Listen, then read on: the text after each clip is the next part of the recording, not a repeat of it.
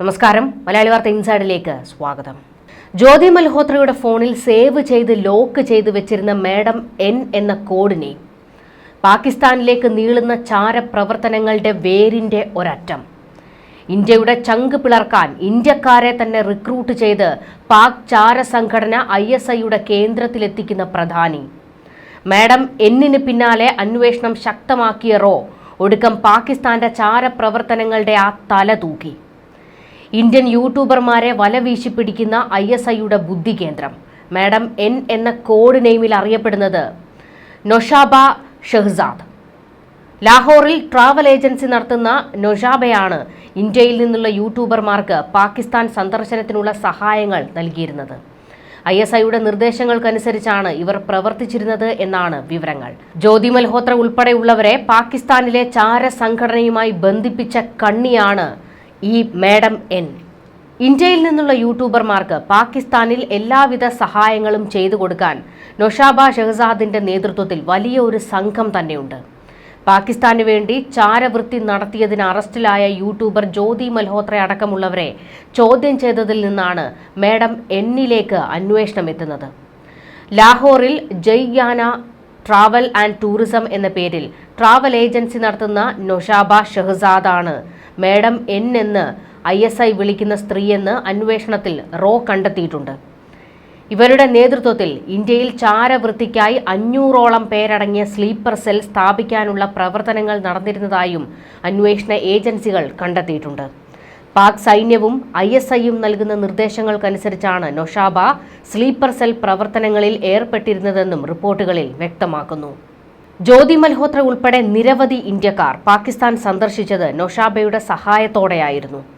നൊഷാബയുടെ ഭർത്താവ് പാകിസ്ഥാൻ സിവിൽ സർവീസിൽ നിന്ന് വിരമിച്ച ഉദ്യോഗസ്ഥനാണ്.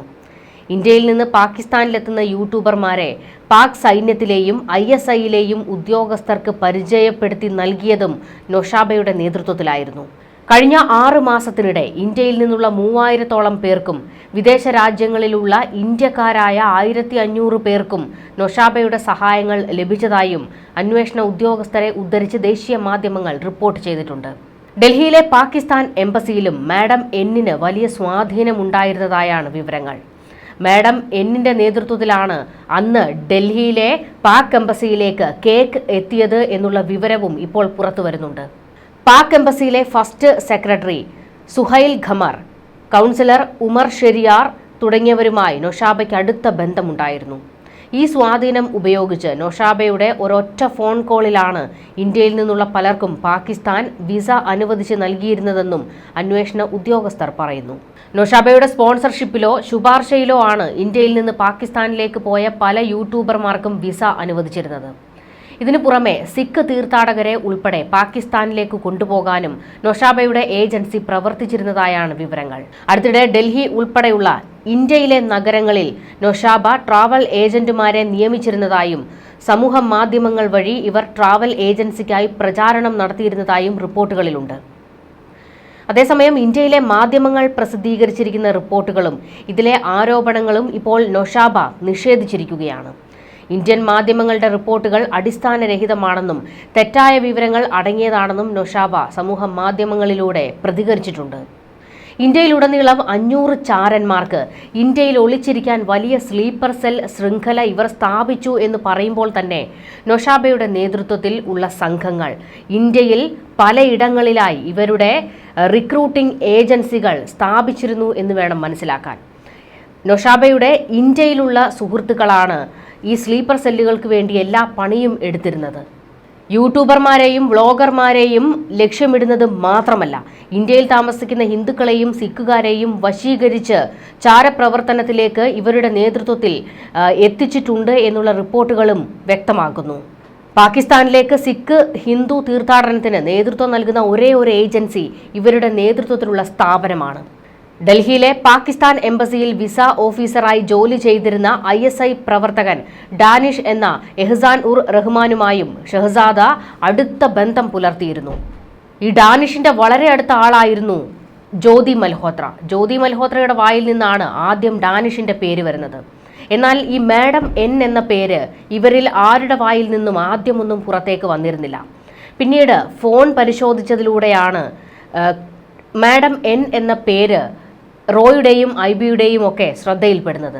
തുടർന്നാണ് മാഡം എന്നിനെ കുറിച്ചുള്ള അന്വേഷണത്തിലേക്ക് റോ കടക്കുന്നതും ജ്യോതി ഉൾപ്പെടെ ചാരപ്രവർത്തനത്തിൽ പിടിയിലായവരെ എല്ലാവരെയും ചോദ്യം ചെയ്തതിലൂടെ പലരുടെയും വായിൽ നിന്ന് പുറത്തേക്ക് വന്നത് ഈ മാഡം എൻ എന്ന പേരായിരുന്നു. അങ്ങനെയാണ് ഷഹസാദയിലേക്ക് അന്വേഷണം എത്തുന്നത്. എന്നാൽ ഷഹസാദ ഇപ്പോൾ പൂർണ്ണമായും ഇത് തള്ളിക്കളയുകയാണ്. ഇന്ത്യ തനിക്കെതിരെ തെറ്റായ വാർത്തകൾ പ്രചരിപ്പിക്കുകയാണെന്നും ശക്തമായ നിയമ നടപടി സ്വീകരിക്കും എന്നൊക്കെയാണ് ഇപ്പോൾ ഷഹസാദ പറയുന്നത്. എന്നാൽ കൃത്യമായ എല്ലാ തെളിവുകളും ഇന്ത്യയുടെ പക്കലുണ്ട് എന്നുള്ളത് മറ്റൊരു വസ്തുതയാണ്. ഇന്ത്യ പാകിസ്ഥാൻ സംഘർഷത്തിന് പിന്നാലെ പാകിസ്ഥാന് വേണ്ടി പ്രവർത്തിച്ചിരുന്ന ചാര ശൃംഖല ഇന്ത്യൻ ഇന്റലിജൻസ് തകർത്തെറിഞ്ഞുകൊണ്ടിരിക്കുകയാണ്. യൂട്യൂബർ ജ്യോതി മൽഹോത്രയുടെ പേരാണ് അതിൽ ഏറ്റവും പ്രധാനം. 12 പേരെയാണ് ഇതിനോടകം ചാരപ്രവർത്തനവുമായി ബന്ധപ്പെട്ട് അറസ്റ്റ് ചെയ്തിരിക്കുന്നത്. ഒന്ന് ഓർക്കണം, ഓപ്പറേഷൻ സിന്ദൂറിന് ശേഷമാണ് ഇത്ര വലിയ ഒരു കൂട്ടത്തെ തന്നെ ഇന്ത്യയിൽ നിന്ന് അറസ്റ്റ് ചെയ്തിരിക്കുന്നത്. രാജ്യത്തിനുള്ളിൽ ഇരുന്നു കൊണ്ട് രാജ്യദ്രോഹ പ്രവർത്തനങ്ങൾ ചെയ്ത് ഇന്ത്യയുടെ പല പ്രധാനപ്പെട്ട വിവരങ്ങളും പാകിസ്ഥാനിലേക്ക് കൈമാറുന്നതിൽ ഈ 12 പേർ നിർണായക പങ്കാണ് വഹിച്ചിരുന്നത്. ചാരവൃത്തി, അതിർത്തി കടന്നുള്ള കള്ളക്കടത്ത്, ശത്രുതാപരമായ പ്രവർത്തനങ്ങൾക്ക് പിന്തുണ നൽകൽ എന്നിവയുൾപ്പെടെ വിവിധ കുറ്റങ്ങളാണ് ഇവർക്കെതിരെ ചുമത്തിയിരിക്കുന്നത്.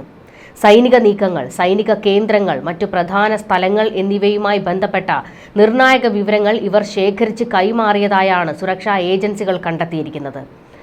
ഓപ്പറേഷൻ സിന്ദൂറിന് ശേഷമാണ് ഇന്ത്യയുടെ സുരക്ഷാ സേനകൾ ചാരന്മാരെ കണ്ടെത്താനായി ശക്തമായ അന്വേഷണവുമായി രംഗത്തേക്ക് വന്നത്. ഹരിയാന, പഞ്ചാബ്, ഉത്തർപ്രദേശ് എന്നിവിടങ്ങളിൽ നിന്നാണ് കൂടുതൽ പേരെയും അറസ്റ്റ് ചെയ്തിരിക്കുന്നത്. ഇതുവരെ അറസ്റ്റിലായവരുടെ വിവരങ്ങൾ കൂടി നമുക്കൊന്ന് നോക്കാം. ഒന്നാമത്തേത് ജ്യോതി മൽഹോത്ര. മെയ് 18-നാണ് ഹരിയാനയിലെ ഹിസാറിൽ നിന്ന് യൂട്യൂബർ ജ്യോതി മൽഹോത്രയെ അറസ്റ്റ് ചെയ്യുന്നത്. ജ്യോതി 3 തവണ പാകിസ്ഥാനിലേക്ക് യാത്ര ചെയ്തിട്ടുണ്ടെന്നും അതിൽ 2 തവണ സിഖ് തീർത്ഥാടന ഗ്രൂപ്പുകളോടൊപ്പമായിരുന്നു എന്നും കണ്ടെത്തിയിട്ടുണ്ട്. പാക് എംബസി ജീവനക്കാരനായ ഡാനിഷുമായി അവർ ബന്ധം സ്ഥാപിക്കുകയും തന്ത്രപ്രധാനമായ വിവരങ്ങൾ കൈമാറുകയും ചെയ്തു. ഇത് മാത്രമല്ല, പഹൽഗാമിൽ പലയിടത്തായി ഇവർ യാത്ര നടത്തിയിരുന്നു. പഹൽഗാമിന്റെ പല മേഖലകളെക്കുറിച്ചുമുള്ള വിവരം ഇവർ പാകിസ്ഥാനിന് കൈമാറിയെന്നാണ് വിവരങ്ങൾ. അതിനുശേഷമാണ് പഹൽഗാമിൽ ആക്രമണം നടക്കുന്നത്. രണ്ടാമതുള്ളത് പഞ്ചാബിൽ നിന്ന് പിടിയിലായ ഗസാല. മെയ് 8-ന് പഞ്ചാബിലെ മലേർകോട്ട്ലയിൽ നിന്നാണ് ഗസാലയെ അറസ്റ്റ് ചെയ്യുന്നത്. വിസ ലഭിക്കുന്നതിനായി 2025 ഫെബ്രുവരിയിൽ പാകിസ്ഥാൻ ഹൈക്കമ്മീഷൻ ഗസാല സന്ദർശിച്ചതായും അവിടെ വെച്ച് ഡാനിഷ് എന്ന പാകിസ്ഥാൻ ഉദ്യോഗസ്ഥന് സൈനിക വിവരങ്ങൾ നൽകി എന്നുമാണ് ആരോപണം. ഇതിന് പ്രതിഫലമായി UPI ഇടപാടുകളിലൂടെ 30,000 രൂപ പ്രതിഫലം വാങ്ങിയെന്നും ആരോപണമുണ്ട്. ഹരിയാനയിൽ നിന്ന് പിടിയിലായ ദേവേന്ദ്ര സിംഗ് ദില്ലൺ. മെയ് 12-നാണ് ഹരിയാനയിലെ കൈതലിൽ നിന്ന് വിദ്യാർത്ഥി കൂടിയായ ദേവേന്ദ്ര സിംഗ് അറസ്റ്റിലാകുന്നത്. ആയുധങ്ങളുടെ ചിത്രങ്ങൾ സോഷ്യൽ മീഡിയയിൽ പോസ്റ്റ് ചെയ്തതിനായിരുന്നു അറസ്റ്റ്. 2024-ൽ തീർത്ഥാടനത്തിന് പാകിസ്ഥാൻ സന്ദർശിച്ചിരുന്നു.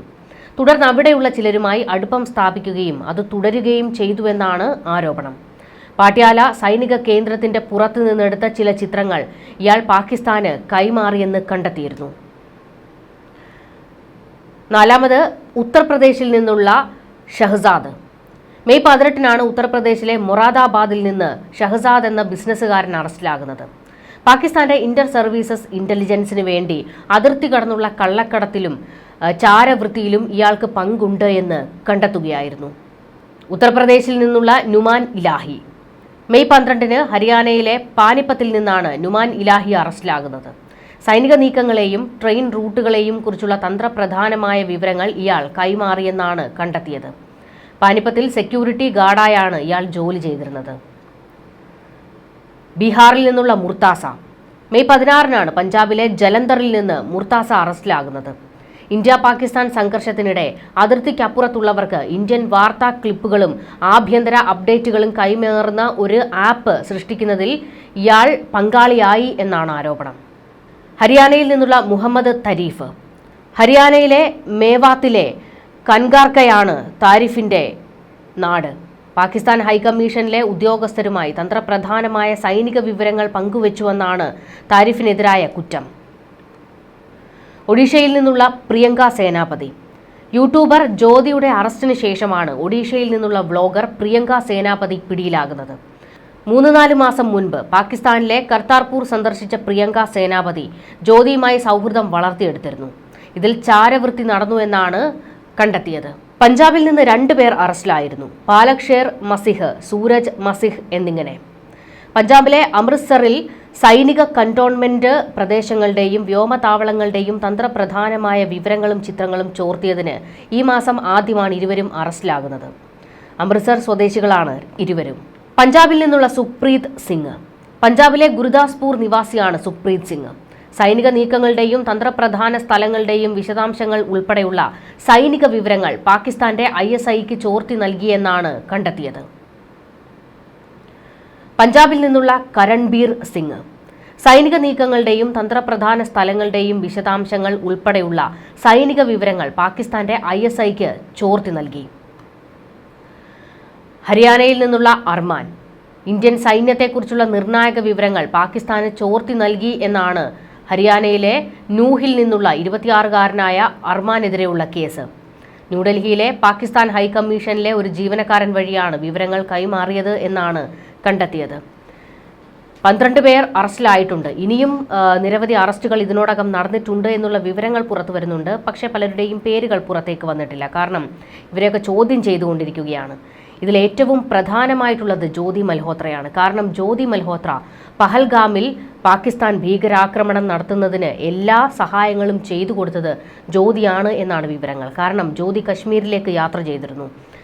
അവിടെ പ്രധാനമായും പോയത് ഷോപ്പിയാനിലേക്കും കുപ്വാരയിലേക്കും പഹൽഗാമിലേക്കും ഒക്കെയാണ്. പക്ഷേ പഹൽഗാമിലാണ് ഭീകരർക്ക് ആക്രമണം നടത്താൻ അവസരം കിട്ടിയത്. മറ്റെല്ലായിടങ്ങളിലും അതിശക്തമായ സുരക്ഷയുണ്ടായിരുന്നു.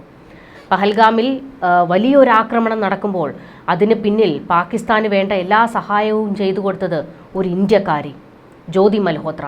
ജ്യോതി മൽഹോത്രയിൽ നിന്ന് ഇതിനോടകം തന്നെ പല തെളിവുകളും കിട്ടിയിട്ടുണ്ട്. പാക് ISIയുമായും പാക് പട്ടാളത്തിലെ ഉന്നതരുമായും ബന്ധമുള്ള ആളാണ് ജ്യോതിയെന്ന് കണ്ടെത്തിയിട്ടുണ്ട്. ഏറ്റവും ഒടുവിലായിട്ടാണ് ഇതിൻ്റെ എല്ലാം തലയായിട്ട് പ്രവർത്തിക്കുന്ന, അതായത് ഇന്ത്യൻ വ്ളോഗർമാരെയും യൂട്യൂബർമാരെയും ഒക്കെ വല വീശി പിടിച്ച് ചാരപ്രവർത്തനത്തിലേക്ക് കൊണ്ടുപോകുന്ന ആ തല കണ്ടെത്തിയിരിക്കുന്നത്. മേഡം N എന്ന കോഡ് നെയിമിന് പിന്നിലെ മുഖമാണ് ഇപ്പോൾ ഇന്ത്യ വലിച്ചു പുറത്തിട്ടിരിക്കുന്നത്. ന്യൂസ് ഡെസ്ക്, മലയാളി വാർത്ത ഇൻസൈഡ്.